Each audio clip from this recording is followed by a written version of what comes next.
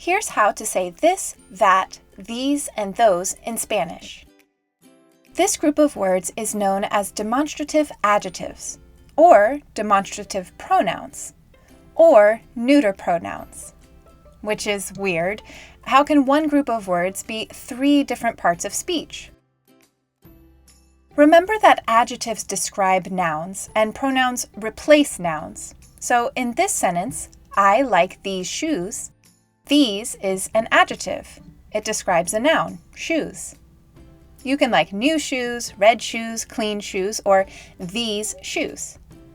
But that word can also be a pronoun. I don't have to say the word shoes. I can motion to the shoes or hold them up and say, I like these. In that case, I've replaced the noun with these, so these is a pronoun. In English, we group these words by proximity, how close something is. If the noun is close to you, we say this or these. And if it's further away, we say that or those. These words are also grouped by number. This and that are used with singular nouns. These and those are for plural nouns. Spanish does the same thing, but they add one more grouping, gender. So, let's start with the basic adjectives, words that will be followed by nouns. Whatever that noun is, helps us choose which word to use. The words in red, esta, estas, esa, and esas, are used with feminine nouns. The words in purple, este, estos, ese, and esos, are used with masculine nouns. We admit this can be confusing because the words are so small and so similar, it can be hard to tell them apart. Here are some tips. The feminine adjective or pronoun will always include the letter A. Another hint, the Spanish words for this and these all have T's. Literally, the letter T is in the word. The Spanish words for that and those don't have T's. That's worth repeating. Over and over, actually. This and these both have T's, that and those don't.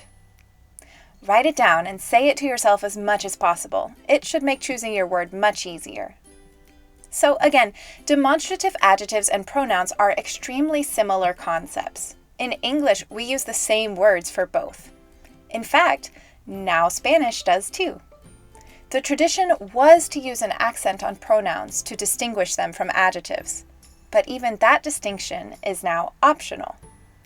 In ¿Quieres este teléfono? Este is an adjective because the noun, phone, is still in the sentence. But ¿Quieres este? Uses este as a pronoun, still referring to the phone, so we still choose the masculine and singular, but the noun has disappeared. Look for what the speaker is gesturing to or holding in order to see what they mean, just like in English. So again, this is great news for those who usually forget accent marks. While traditionally correct, the Spanish rulemakers have since relaxed the requirement for this accent over the first E.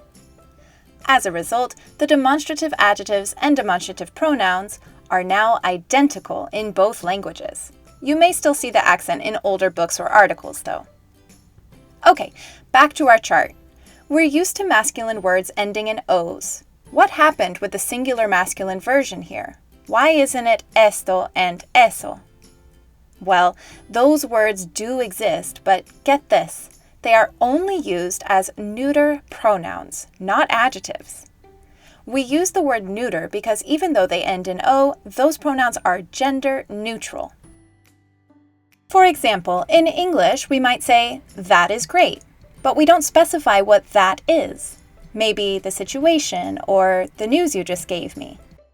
Since it's not identified, we don't know the gender, so we use a neutral pronoun.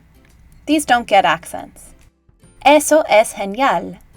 Esto es importante. Or, ¿qué es eso? There are no nouns here, which is why we call these pronouns. And even though the words end in O, there's no gender, which is why we call them neuter or neutral. In fact, since we're talking about an idea rather than an object or objects, we're not worried about number either.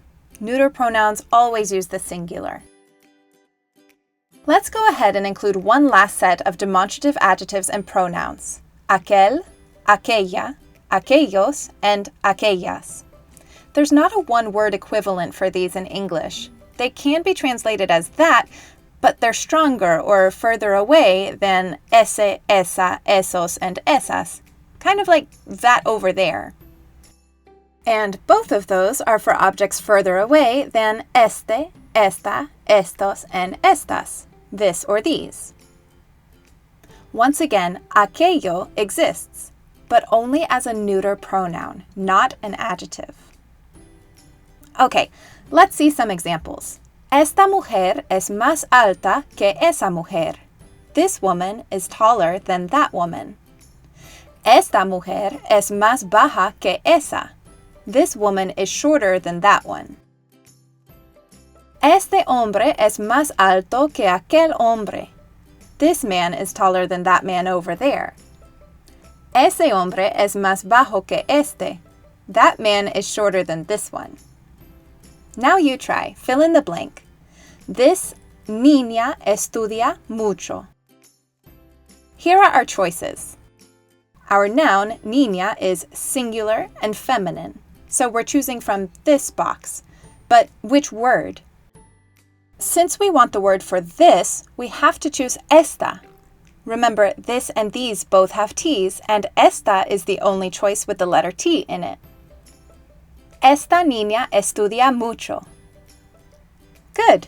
To sum everything up, here's how to choose which word to use for this, that, these, and those. Number 1. If you're using a noun after it, choose from the demonstrative adjective chart based on proximity, number, and gender. Number 2. If there's no stated noun but an implied one, use the same word you would choose for number 1. Number 3.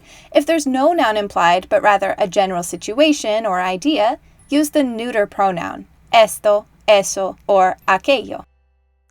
This concept is not easy. Este concepto no es fácil. It's normal to have to watch the video multiple times or even slow it down. A link to an online lesson and practice is in the description. For now, nice job!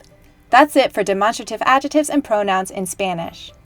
For more language learning resources and videos like this one, visit lingolearner.com.